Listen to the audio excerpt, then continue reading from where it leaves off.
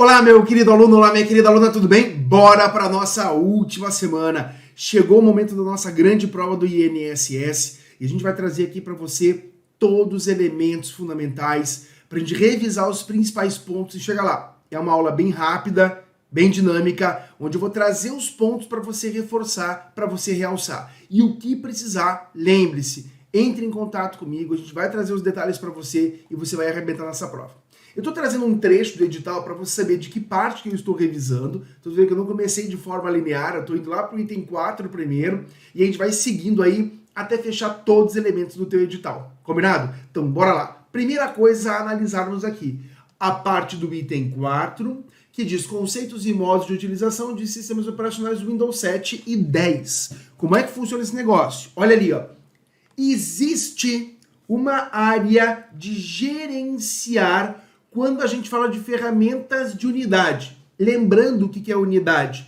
C dois pontos, D dois pontos, E dois pontos.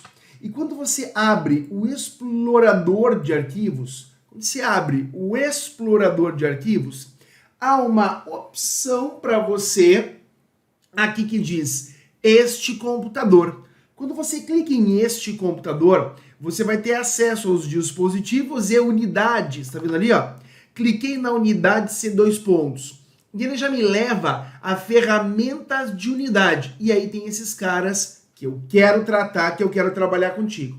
Então, quais são? BitLocker. Cuidado com esses nomes. Cortana, assistente digital do próprio Windows, Windows Hello, que é um assistente de biometria para você poder ingressar no sistema com impressão digital, com reconhecimento facial, Windows Hello. E tem o tal do BitLocker. BitLocker, ele faz a criptografia de disco para você.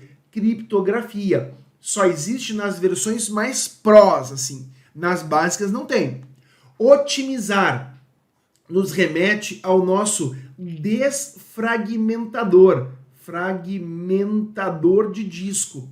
E o que o desfragmentador faz? Ele aumenta a velocidade de acesso aos dados.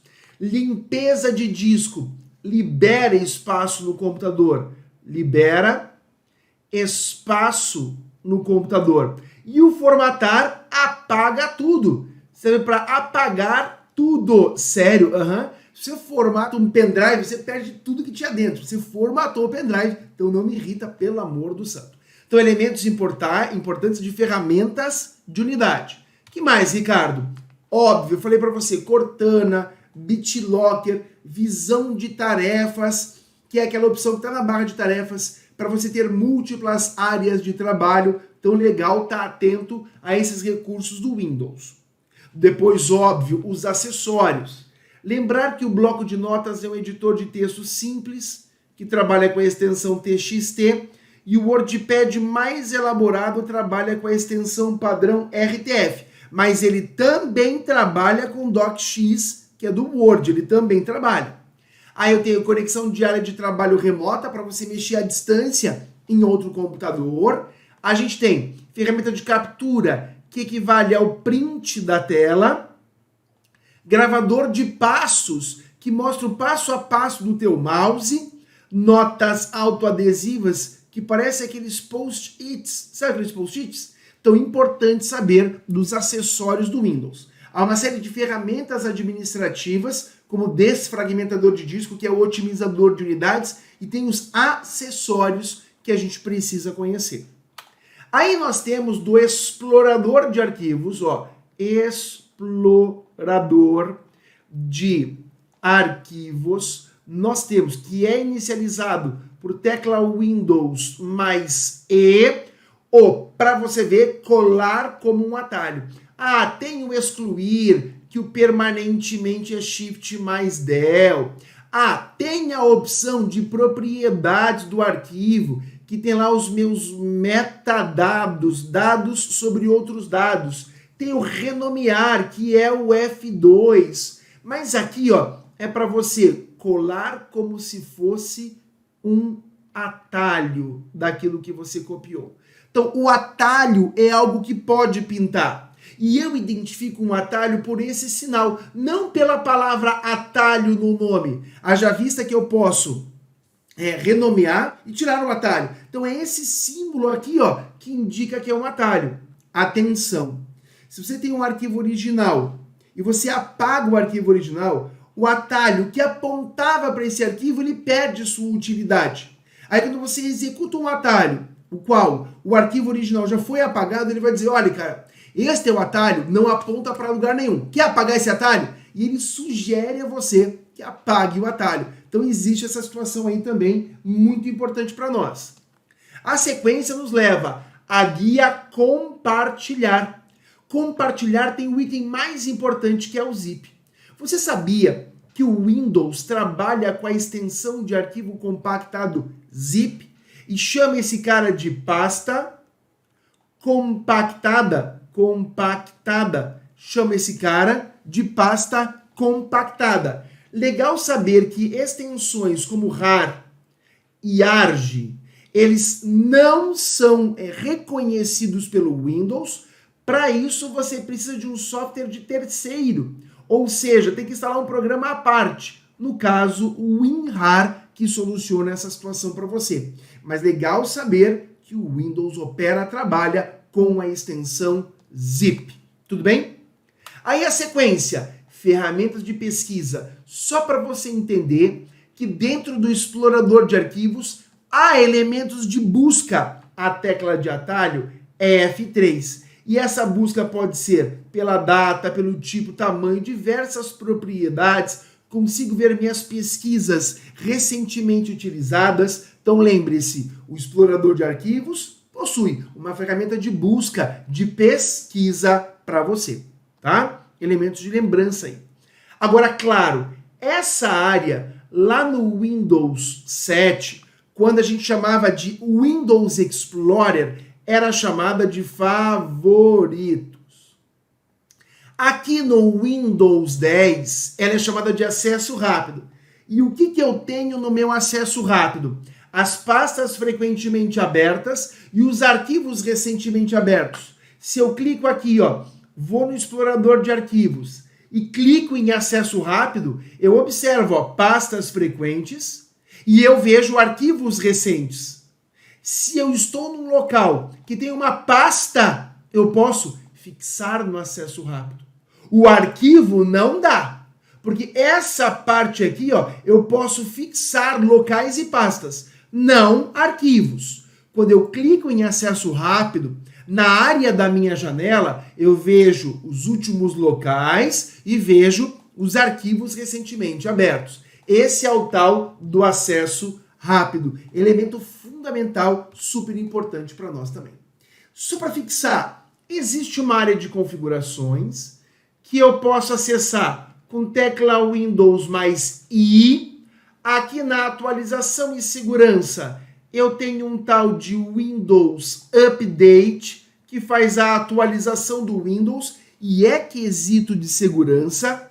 E aqui em sistema, eu tenho vários elementos, como, por exemplo, a área de transferência.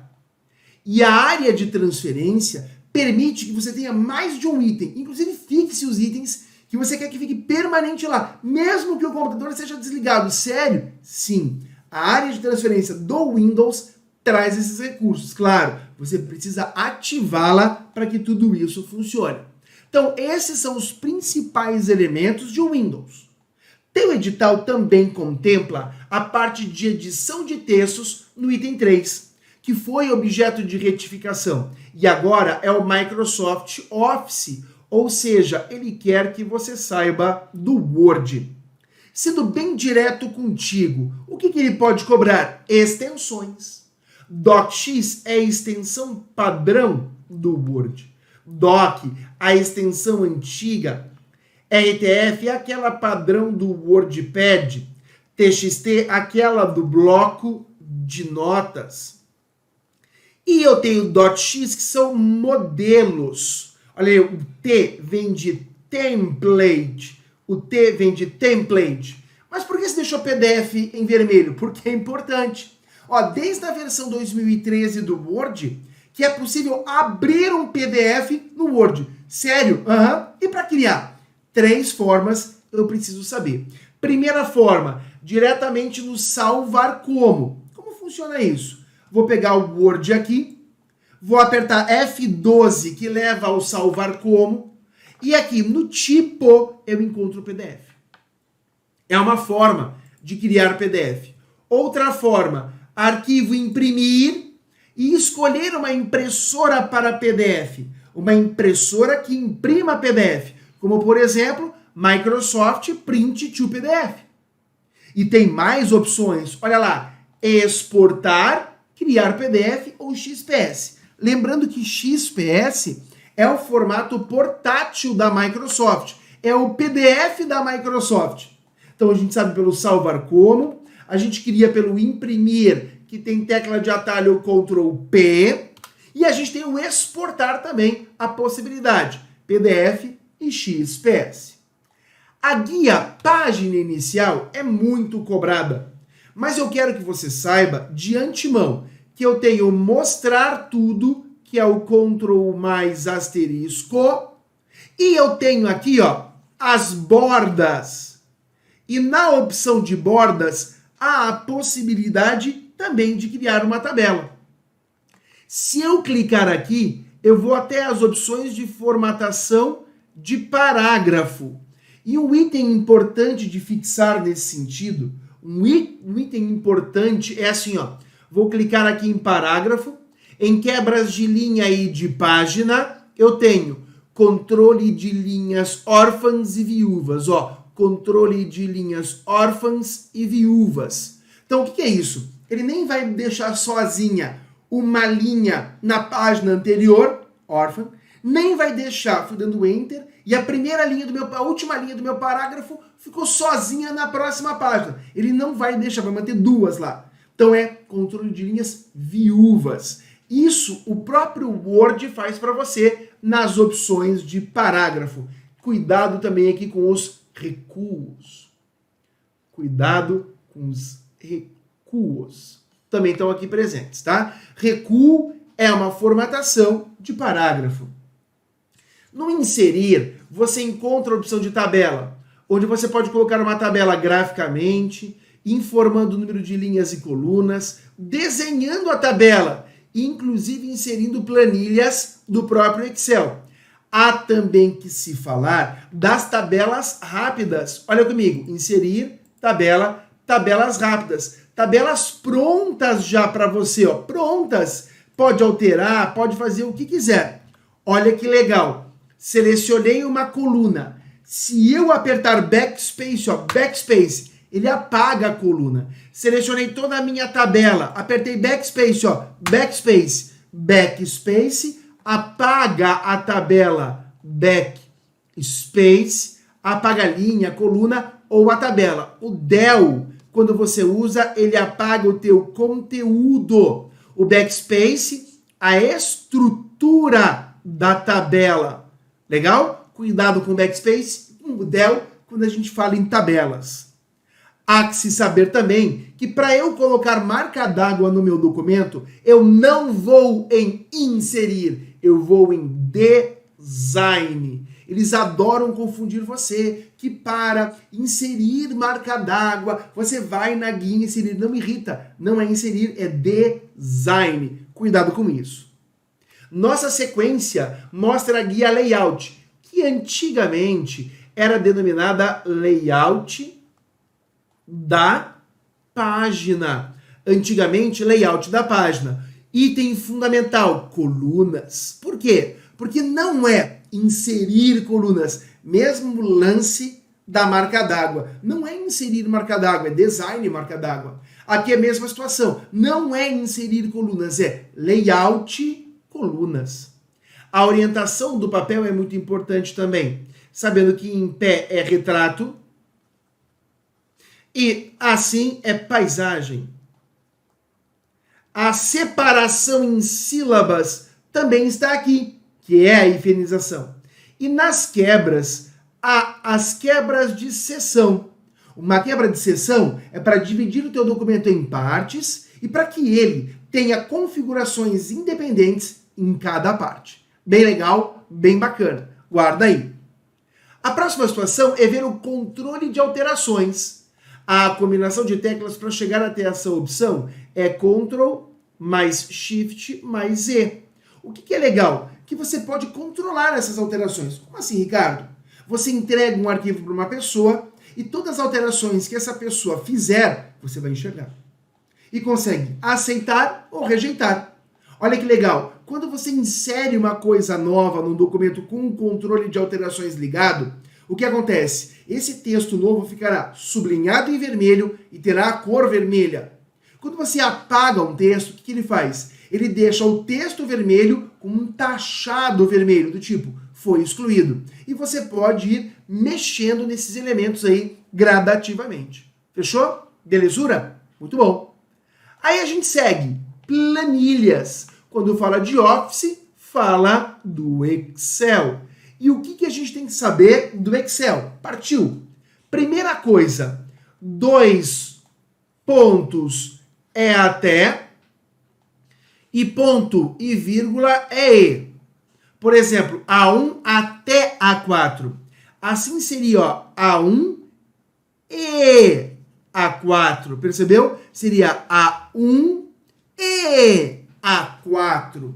Fechou? Então toma bastante cuidado com esses elementos aqui de endereçamento do próprio Excel.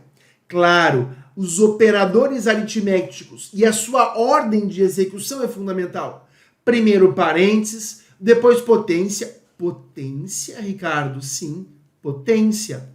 Por exemplo, 2 ao cubo, no Excel é 2 ao cubo.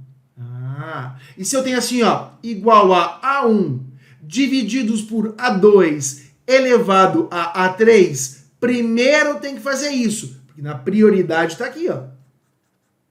Certo? Aí depois vem multiplicação e divisão. Primeiro quem estiver mais à esquerda. Por exemplo, se for assim, ó, A2 divididos por A1 multiplicado por A3, primeiro tem que fazer a divisão, porque ela está mais à esquerda. Tá, mas se fosse assim, ó, a multiplicação aqui e a divisão aqui. Primeiro a multiplicação, porque ela está mais à esquerda. Então, quando empatar divisão e multiplicação, faz quem estiver mais à esquerda.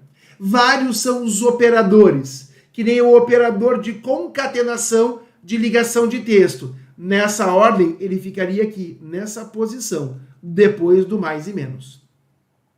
A sequência é vermos a referência absoluta, que não varia na cópia. E qual que é o operador da referência absoluta? Esse cara. Esse é o operador da referência absoluta. Ó, trava a coluna, trava a linha. Percebeu? Então, esta é uma referência absoluta, ou seja, que não varia. Tá, Ricardo, e qual é a que varia? A relativa. A relativa varia. Então, olha só, para variar, a relativa, que seria, sei lá, A1, o endereço da própria célula. Partiu? Vamos lá? Então vamos. A próxima situação são as funções. Não é normal. Se a gente pega as últimas questões, as últimas provas do Sebrasp, eles cobram a função soma. Teve uma outra mais difícil, mas geralmente são funções mais fáceis. Mas nós apostaremos em algumas aqui. Primeira delas, a função C, que tem um teste lógico até o ponto e vírgula. Aqui, se for verdadeiro, e aqui, se for falso. Algo assim, ó. A2 vale 3, C3 vale 8. Igual se A2 for diferente de C3, então C3, se não A2. Como assim? Essa é minha condição, que será verdadeira ou falsa. Aqui se for verdadeira, aqui se for falsa. A2 é 3. Esse sinal é diferente. C3 é 8. 3 é diferente de 8, verdadeiro ou falso? Verdadeiro. Então, ignora isso e a resposta é C3, que vale 8. Fechou? Toma cuidado com a função C. Toma cuidado com a função C. Há outras funções como med, só não vai confundir med com média aritmética, porque o med é a mediana. A média aritmética é média. E soma faz o somatório. Soma faz o somatório. Cuidado com as funções.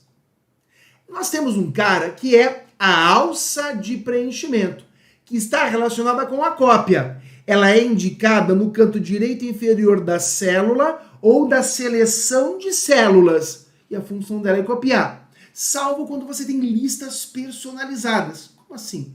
Olha comigo aqui, ó. Vou abrir o Excel para você acompanhar comigo uma lista personalizada. Olha aqui, ó. Vou aumentar o zoom. Vou colocar aqui ter de terça e vou usar a alça de preenchimento e farei quarta, quinta, sexta. Ah, entendi.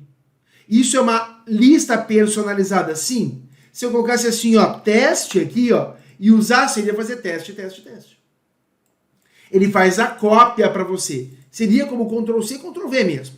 Então aqui você tem a alça de preenchimento, elemento importante de se conhecer. Assim como as mensagens de erro.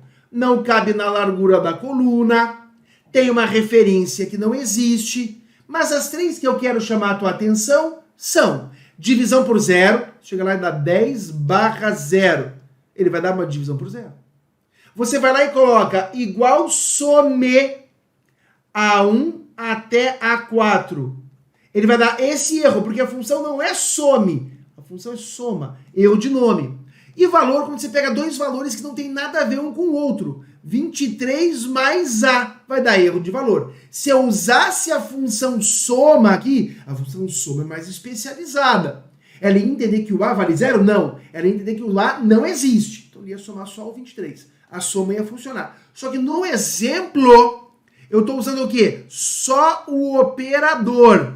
E aí, 23 com A, ele não tem o que fazer, vai dar erro de valor. Vários são os recursos do Excel. A formatação condicional que fica na guia página inicial é um deles. Quando você quer mexer na formatação automaticamente no teu documento, você pode usar várias regras da formatação condicional. Ah, se o valor for acima de 7, deixa azul. Se for abaixo de 7, deixa vermelho. Se for igual a 7, deixa verde. Você pré-configura isso. Aonde? Na formatação condicional. Claro, a guia dados, ela é muito importante para nós. A guia dados é importantíssima. Eu estou apostando no remover duplicatas. Eu estou lá numa planilha, eu tenho o nome Ricardo aqui, passo alguns nomes, o nome Ricardo de novo. Se eu der remover duplicatas, ele vai manter o mais superior e vai eliminar o outro. Ele remove quem está dobrado. Existe uma situação do preenchimento relâmpago, que ele pega o teu padrão de digitação e imita. Tem a validação de dados que autoriza ou não a inserção de dados em determinadas células. Sei lá, eu não quero autorizar valores maiores do que 10, nem menores do que 0. Eu posso fazer um filtro assim, um controle assim, para validar os dados inseridos. Então, muito cuidado com a parte de dados dentro do Excel. Claro, ele colocou no teu edital apresentações, que equivale então ao PowerPoint. Eu acho a chance de cair muito baixa, mas é uma revisão e a gente quer passar por tudo. Então eu quero te dizer, as extensões também são importantes. PPTX é a extensão padrão dele. PPT é a extensão antiga dele. Ele pode criar uma apresentação onde cada slide vira uma imagem, onde toda a apresentação vira um vídeo. E até no padrão do LibreOffice Impress ele tem. Mas eu acho que o palpite para a tua prova do INSS é o PPS. Esse S é de show. Quando você salva um arquivo como uma apresentação de slides do PowerPoint, ele gera um PPSX de show. Você dá um duplo clique, ele já abre apresentando. Já vai e começa a apresentar para você. Assim, ó, pá, sai apresentando para você a apresentação. No modo PPTX, nessa extensão, ele abre no modo normal para você poder editar, para você poder trabalhar. Fechou? Tudo bem? Então, muito cuidado com essa extensão. Depois a gente tem, claro, o slide mestre, que fica na guia exibição.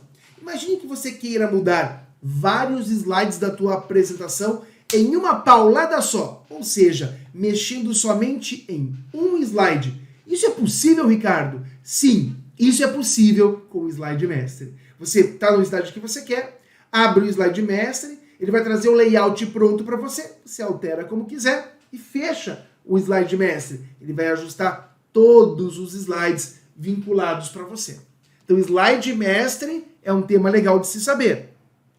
Claro, iniciar a apresentação do começo, F5.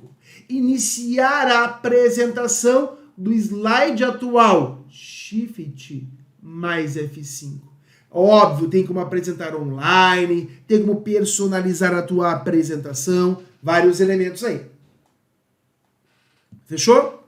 Aí parte. Ocultar slide. Ele vai colocar lá o nome do slide e uma barrinha assim. O que acontece quando eu oculto um slide? Enquanto você estiver no modo de apresentação de slides, e quando você estiver apresentando os slides, o slide que está marcado como oculto, ele não será exibido. O slide marcado como oculto, ele não será exibido. Então, oculto. E ele é representado dessa forma. Deixa eu pegar a nossa apresentação aqui para te mostrar. Olha ali, ó. Deixa eu pegar aqui. Cadê meu mouse? Tá aqui. Pronto. Olha ali, ó. Peguei o slide 4 e vou lá para deixar oculto. Olha ali, ó.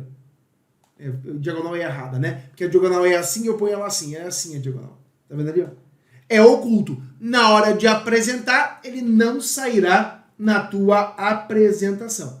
Fechou? Tudo bem? Então, cuidado aí com o arquivo oculto. Fechou? Na verdade, é assim que ele mostra lá. Não me irrita. Vai, próxima. Internet e intranet. Conceitos básicos e modos de utilização de tecnologias, ferramentas, aplicativos e procedimentos de informática. Partiu. SaaS. Software é um programa como um serviço. As a service é o AAS, como um serviço. É assim que a nuvem trabalha, aqui com programas online, inclusive com o vínculo do cloud storage, da armazenagem em nuvem. O OneDrive, ele já é nativo, ele é da Microsoft, nativo do Windows e do Office. Faz parte da nuvem da Microsoft. A nuvem da Microsoft é a Azure ou Azure. Mas tem outros cloud storages, como Google Drive, Dropbox, Amazon Cloud Drive. Tem vários elementos legais aí para você, para armazenar dados em nuvem. Ah, claro, a plataforma é o ambiente. Olha o que o Sebrasp vai usar. Ambiente de desenvolvimento. Falou nisso, falou em paz. E claro, o IaaS, que é a infraestrutura como serviço. Quando ele falar de hardware. Mas a palavra que o Sebrasp mais gosta de usar é recursos. Recursos técnicos. Aí você acaba usando o infraestrutura como um serviço. Ainda falando de nuvem, há uma nuvem pública, uma privada mais cara, com instalação inclusive na empresa, e tem a híbrida, que mistura um pouco de cada solução. Eu vejo que o Sebrasp hoje pode cobrar a comunitária. Ricardo, o que seria comunitária? Imagina lá 3 empresas que querem compartilhar a mesma nuvem. Fazem uma nuvem comunitária, o outro tipo de nuvem para você. A busca e a pesquisa são elementos importantes dentro do Sebrasp. Busca e pesquisa. Ó, para você ter uma ideia, site, se eu fizer .gov.br, ele só buscará em gov.br. Se eu colocar .br, ele só busca em .br. Se eu colocar, por exemplo, o site que eu quero, .com.br, ele só busca nesse site. Legal, né? File type para refinar a busca do ponto de vista do tipo do arquivo, por exemplo, PDF. Ele só vai buscar arquivos PDF. Tem a ver com o tipo do arquivo. Tem a ver com o tipo do arquivo. Mas não para por aí. A busca exata se dá pelas aspas. Ele busca exatamente a expressão que está entre aspas. Assim como a opção de subtração para retirar da tua busca, para tirar da busca. Tem mais símbolos? Tem. Tem os dois pontos, ó, ponto e ponto. Ou seja, eu quero comprar uma TV Sony de 2.000 até 4.000 reais. Quer transformar em dinheiro? É só colocar isso aqui na frente. Ele vai entender que é dinheiro. Cifrão significa dinheiro. Então, cuidado. Os protocolos podem ser cobrados, que são regras. HTTP sem criptografia, a navegação. HTTPS com criptografia, que garante a premissa da confidencialidade. FTP para transferência de arquivos. SMTP para trabalho com e-mails, juntamente com o POP3 e com o IMAP ou IMAP4. E o DHCP, que distribui endereços IPs para novos computadores na rede. Você chegou aqui no estúdio e você diz assim, Ricardo, eu queria acessar a internet. O meu SSID é tal. Você procura lá, qual é a senha? Eu te digo a senha. Ah, você pegou a senha. Daí como é que você começa a navegar? Por quê? Você vai receber por DHCP o endereço IP da nossa rede para você navegar. Entendi, tá? Então cuidado com isso. Aí, claro, o alcance das redes. Isso aqui é por desencargo que eu tô te falando, ó. MAN, metropolitana, 50, 60 km, 50, 60 quilômetros de distância. WAN, que é wide, que é o mesmo que larga, que ampla, que é o caso da internet. Não é o único exemplo, né? Mas é a internet. LAN, local. Inclusive pode ser lá uma WLAN, onde esse W inicial é wireless, é sem fio. E a PAN, que é a personal, que usa, por exemplo, lembramos de Bluetooth. Bluetooth, tá? Existe a possibilidade de Bluetooth também. Então, é quanto ao alcance das redes. A internet é um tipo de WAN. Legal. E a intranet? E a extranet? Qual que é a grande sacada? Elas usam as mesmas tecnologias da internet. Ou seja, TCP e IP. Fechou? A intranet ela é corporativa. E a extranet? Imagine, a intranet é corporativa. Somente quem é da empresa tem acesso. Mas tem um terceiro, um fornecedor, que precisa ter acesso à nossa intranet. Então a gente cria, por exemplo, por VPN, um túnel virtual, e ele vem e ele acessa a nossa intranet. Ele tem então uma extranet. Agora falando de navegação e correio eletrônico. Fechou? É o próximo item que a gente tem. Falando dos navegadores. Chrome, Mozilla Firefox e o Edge. São browsers. São interpretadores da linguagem HTML. HTML é uma linguagem? Sim. É um protocolo? Não, é uma linguagem. E aí eu tenho aqui, ó, do Edge, captura da web, importante, que tem a finalidade de tirar prints, inclusive buscar na internet. A localização na página, Ctrl F de found, e o ler em voz alta, possibilidades do Edge. Tem mais? Tem. Ele consegue fazer uma nova janela privativa, Ctrl Shift N. Tá pertinho aqui do tela inteira, que é F11, a tecla de atalho. Na navegação em private, downloads, por exemplo, e favoritos serão salvos. O histórico de download, não. Mas os downloads ali e os favoritos que foram realizados ficam marcados no seu computador. Cuidado.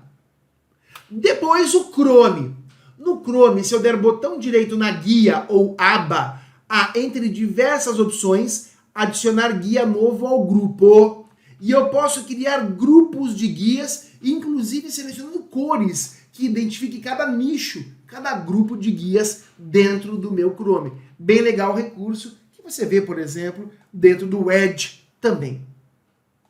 Depois nós temos a parte de configurações, mais de opções, né? Mais ferramentas, gerenciador de tarefas, Shift ESC. Lá dentro do Windows, o gerenciador de tarefas era o Ctrl Shift ESC ou Ctrl Alt Del. Aqui, o Shift ESC mostra quais tarefas estão sendo utilizadas em cada guia, em cada aba. Shift ESC. Fechou? Cuidado com isso. Depois, claro, o modo de navegação anônima, que de fato não deixa de colocar downloads e favoritos, e a tecla de atalho é a Ctrl mais Shift mais N. Mas não quer dizer que você está anônimo para a internet, não. Você só não está guardando os teus rastros para o dispositivo que você estiver utilizando. Uma outra situação que repete isso é o modo visitante. Ele também faz isso, tá? Partiu. Olha lá, ó, Firefox. Na parte de ferramentas mais aprofundadas, você encontra também gerenciador de tarefas para verificar as tarefas que estão sendo realizadas e o design responsivo. Que é isso? Ele consegue visualizar como ficaria a visualização da página em um celular, em um tablet. Você escolhe o modelo lá, ele faz o autoajuste para você. Bem legal, para ver se o site ele é responsivo ou não, se ele se adequa a dispositivos portáteis ou não. Boa! E os e-mails? O mais importante é que o lixo eletrônico é o mesmo que spam. E rascunho é aquela pasta temporária que ficam as mensagens que você salvou. As salvas. Comecei a digitar, faltou o CNPJ da pessoa, aí eu faço o quê? Putz, faltou o CNPJ. Eu vou salvar para que eu vou pegar depois o CNPJ. Vai lá e salva. Então eu vou dizer para você, há aqui a possibilidade de salvar na pasta rascunhos. Fechou? Cuidado com isso. E óbvio, o cabeçalho de envio. Ó, vou voltar aqui. O para quem você vai mandar para o A, para o B, para o C, para o D, para o E. Lembrando que com cópia oculta, o E não enxerga o D, nem o D enxerga o E. Mas eles vêm todo mundo de cima. E se você mandar uma mensagem sem assunto, ela será enviada mesmo assim. O próprio software vai te dizer, olha, a mensagem não tem assunto. Quer enviar mesmo assim? E aí ela é enviada. Então, legal de você saber disso, tá? Importante.